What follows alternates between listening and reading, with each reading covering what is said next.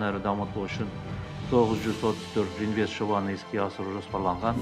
Олар 2025 жылға қарай салаға 4,4 триллион теңге инвестиция тартуды қамтамасыз ететін болады. Қабылданған шаралардың арқасында ағымдағы жылдың 11 айының қорытындысы бойынша негізгі капитал инвестициялар 45%-ға артты. Ішкі нарықтың азық-түлікпен қамтамасыз етілуі 85% болды.